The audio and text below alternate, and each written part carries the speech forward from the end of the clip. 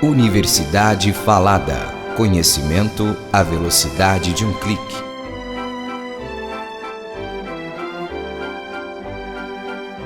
A Universidade Falada apresenta o audiolivro Noites Brancas, de autoria de Fyodor Dostoiévski.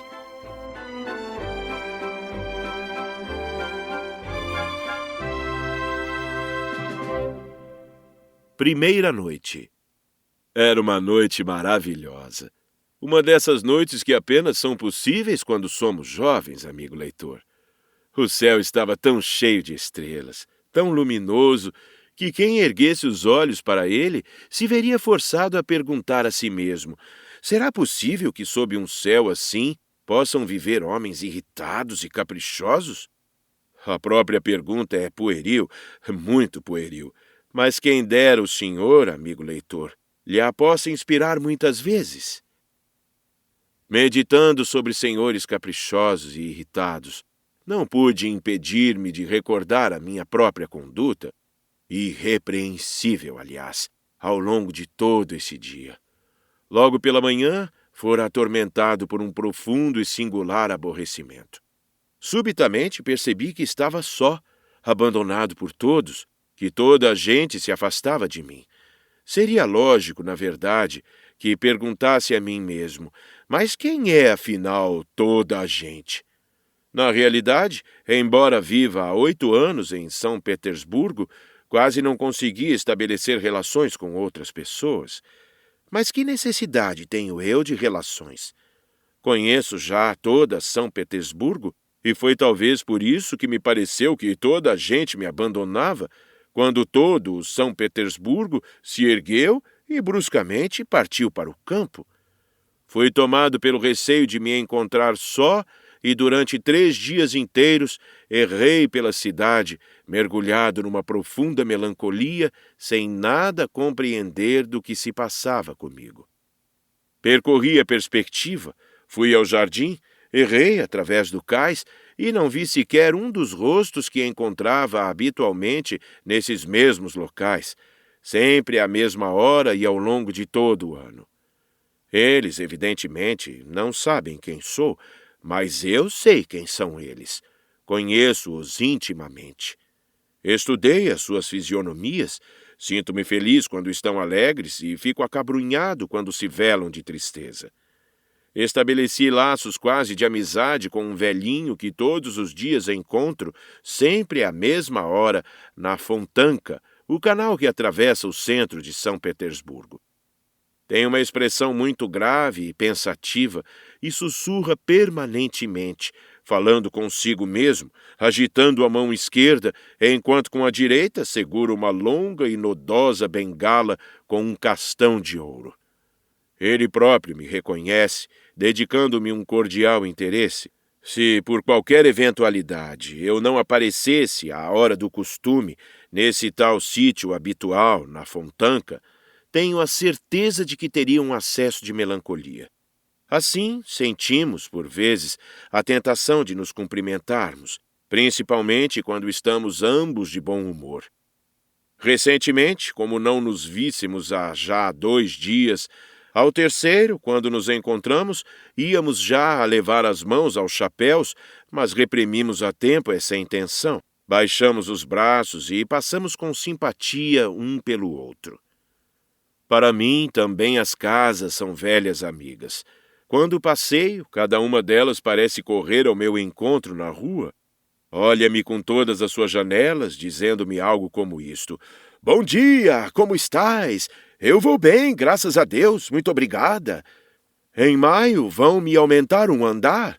Ou, como vais? Amanhã vou entrar em obras. Ou, estive quase a arder e tive bastante medo. E outras coisas semelhantes. Tenho algumas preferidas, íntimas. Uma delas tem intenções de fazer uma cura, neste verão, nas mãos de um arquiteto. Irei vê-la todos os dias, não vá ele matá-la. Nunca se sabe, Deus aguarde. Nunca esquecerei a história de uma linda e pequena casa cor-de-rosa claro. Era uma casinha de pedra. Olhava-me com um ar tão afável e mirava tão orgulhosamente as suas frias vizinhas que o meu coração se alegrava sempre que passava diante dela. Subitamente, na semana passada, ia a passar na rua, olhei para minha amiga e que ouço eu? Um grito dilacerante. Pintaram-me de amarelo! Malandros, bárbaros, não tiveram piedade de nada, nem das colunas, nem das cornijas. Eis a minha amiga amarelo canário. Quase tive, por causa disto, um derramamento de bilis, e até agora não tive coragem para ir ver a pobrezinha, estrupiada, pintalgada com as cores do celeste império. Por aqui já vê, amigo leitor, como tenho relações com todo São Petersburgo. Já disse que durante 3 dias fui atormentado por uma grave inquietação até o momento em que descobri a sua causa. Na rua sentia-me indisposto.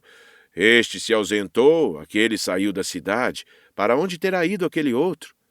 E na minha casa também me sentia mal. Passei 2 noites a perguntar a mim mesmo, o que falta no meu quarto? Por que razão me incomoda tanto estar aqui? E perplexo examinava as paredes verdes, enegrecidas de fumo, o teto coberto pela teia de aranha, com tanto êxito cultivada por Matriona. Passei em revista todo o meu mobiliário, examinei cadeira por cadeira. Não estará aqui o mal? Pois se uma só cadeira, que seja, não estiver no seu lugar habitual, já não me sinto bem. Olhava pela janela, trabalho perdido.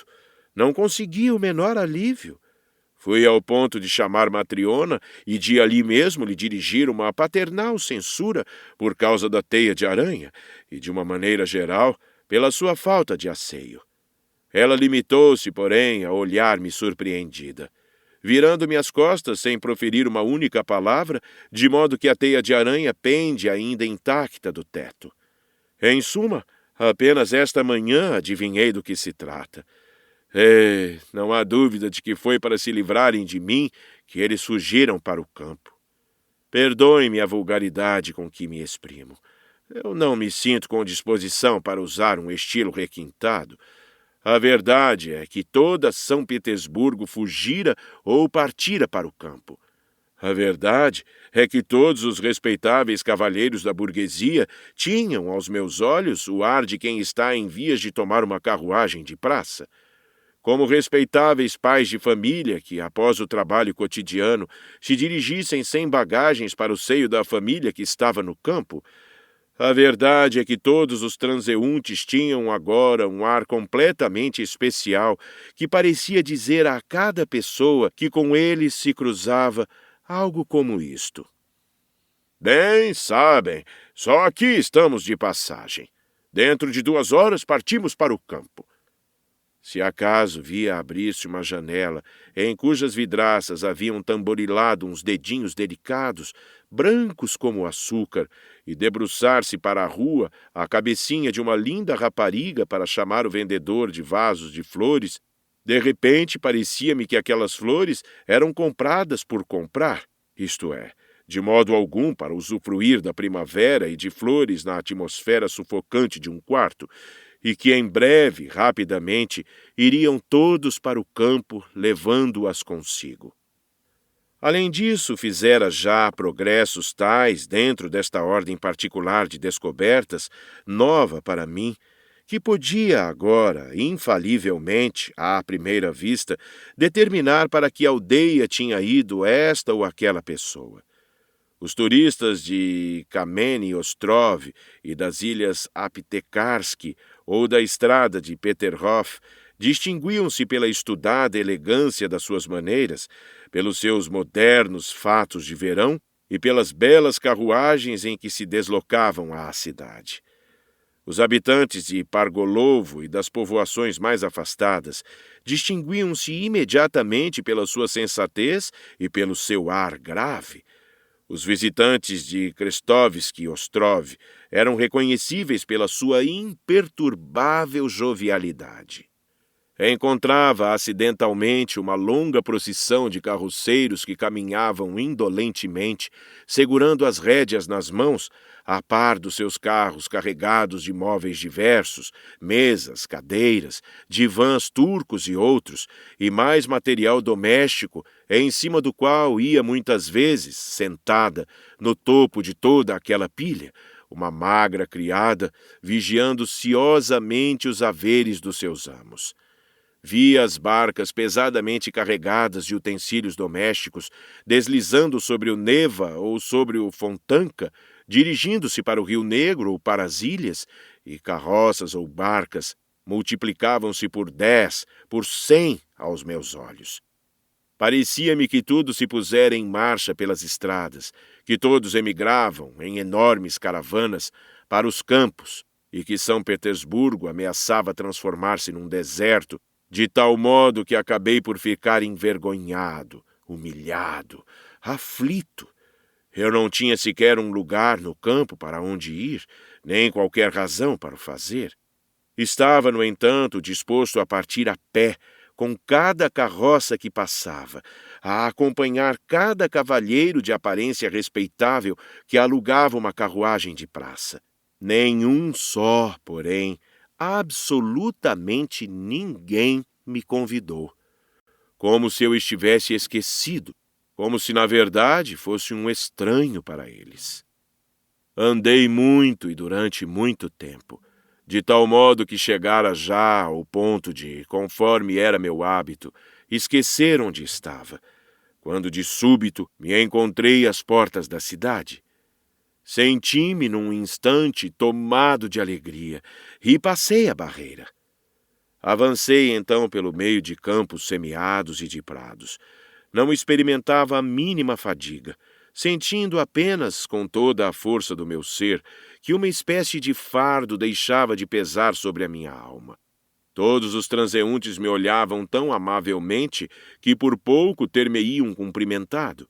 Respiravam todos eles uma espécie de contentamento e todos eles, sem exceção, fumavam charutos. Eu também me sentia contente como nunca me sentira antes. Dir-se-ia que subitamente fora transportado para a Itália, de tal modo o esplendor da natureza me deslumbrava. A mim, citadino meio enfermo, meio asfixiado entre as minhas 4 paredes.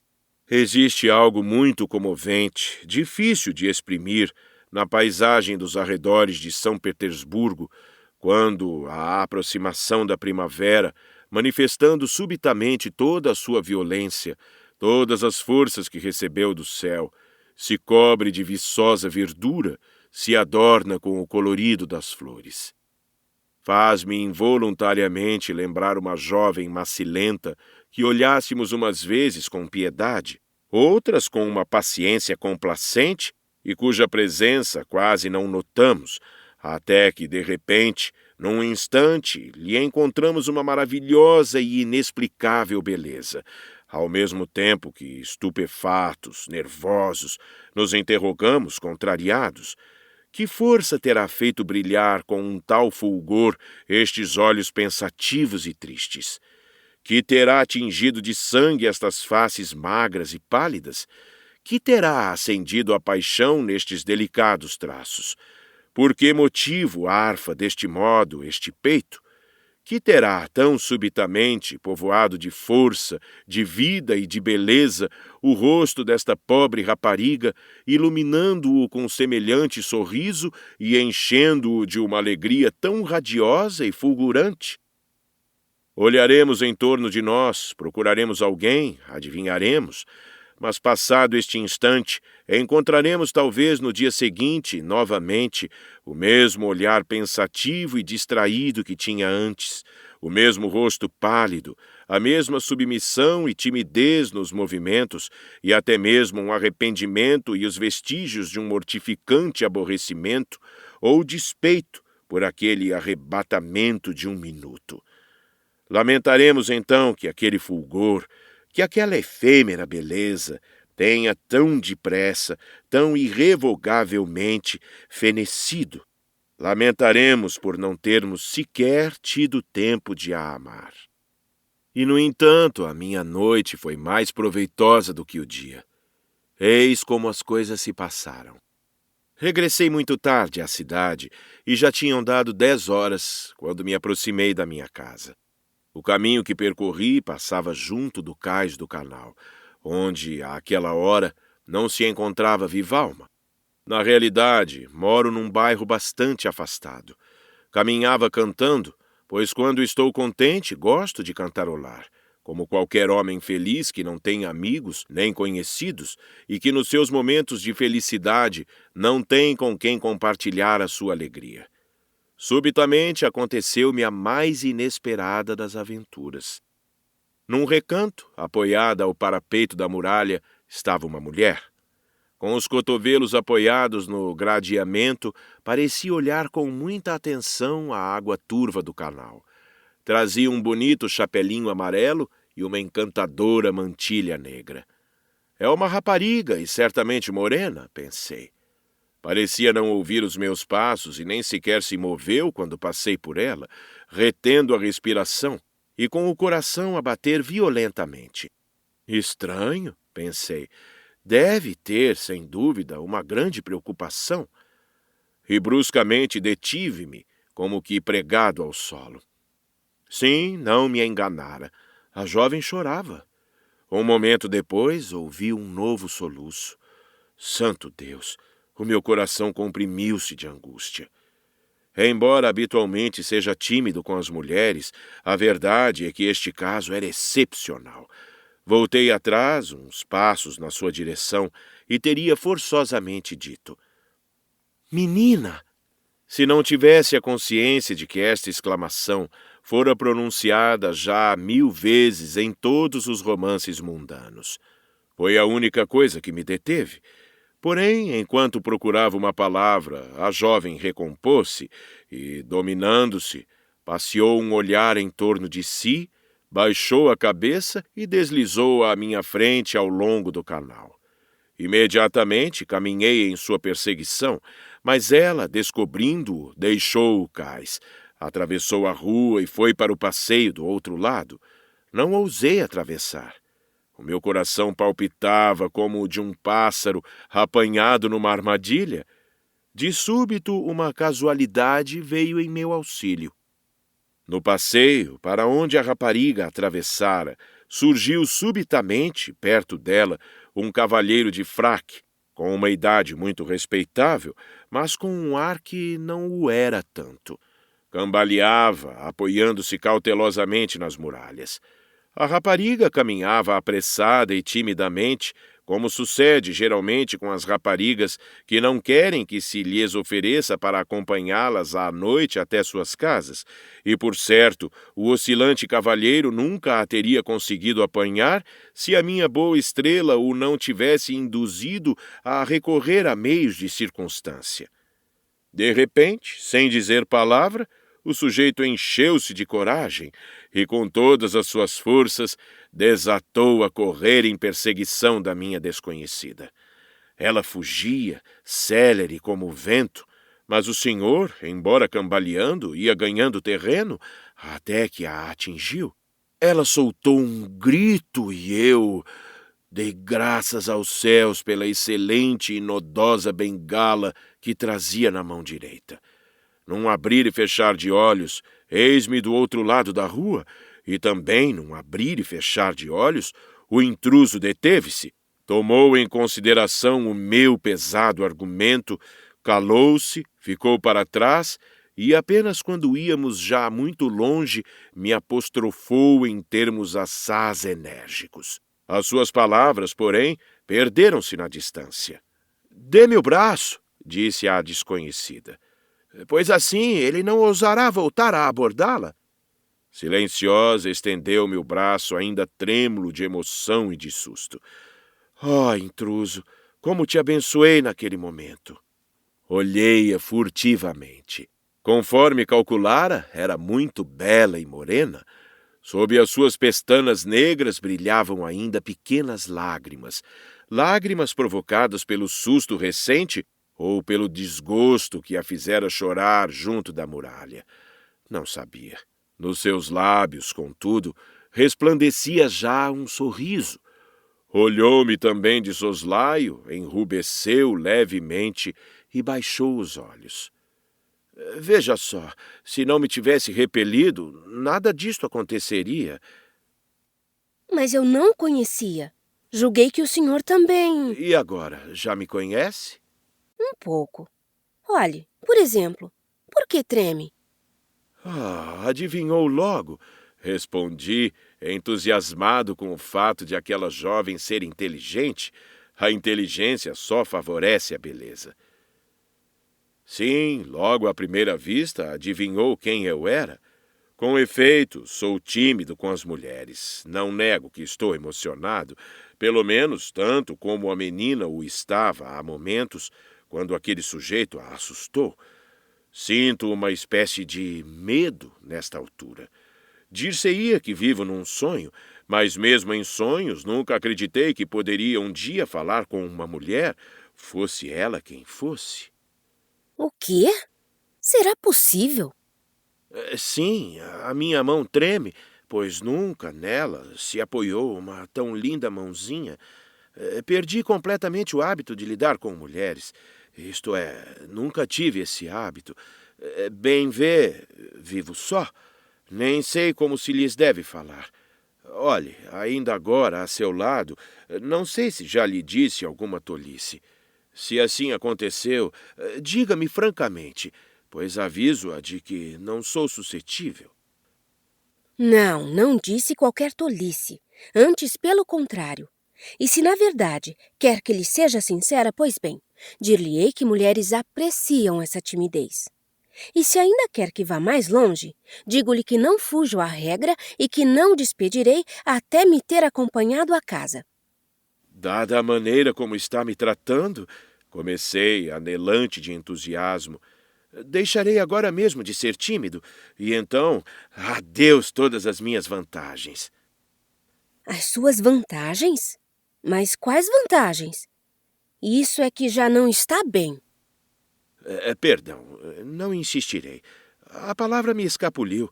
Mas como quer que num momento como este não tenha o desejo de... De agradar, talvez? É isso mesmo. Mas, por amor de Deus, seja benévola. Tente compreender-me. Tenho já 26 anos, bem vê, e nunca me relacionei com ninguém. Será melhor para ambos se falarmos com sinceridade. Quando o meu coração fala, a minha boca não se sabe calar. Bem, mas é a mesma coisa. Poderá acreditar-me? Nem uma mulher. Nunca, nunca. Nem sequer um amigo. Apesar disso, todos os dias sonho que, finalmente, tarde ou cedo, encontrarei alguém. Se soubesse quantas vezes me apaixonei desta maneira. Mas como? Por quem se apaixonou, então? Por ninguém, por um ideal apenas, por aquela que em sonhos me visita. Criei nos meus sonhos romances completos. A verdade é que não me conhece. A bem dizer, não podia ser de outra maneira. Encontrei 2 ou 3 mulheres, mas seriam elas mesmo mulheres? Eram sempre criadas ou donas de casa que... Vou fazê-la rir se lhe disser que tentei, por mais de uma vez, entabular conversa, como agora fazemos, muito simplesmente, com uma aristocrata na rua, estando ela sozinha, evidentemente. Entabular conversa, claro, timidamente, respeitosamente, apaixonadamente. Dizer-lhe que morro de solidão, que não me repila, que não tenho maneira de conhecer nenhuma mulher, dando-lhe mesmo a entender que é dever das mulheres não recusar a tímida súplica de um homem tão infeliz como eu. Que, em suma, tudo o que peço se resume a dirigir-me algumas palavras fraternas, 1 ou 2 palavras de afeto, a não me repelir logo à primeira tentativa, a acreditar na minha boa-fé, a escutar o que... Esperamos que você tenha gostado desta prévia. Para continuar ouvindo este audiolivro no Google Play Livros, use o link na descrição do vídeo.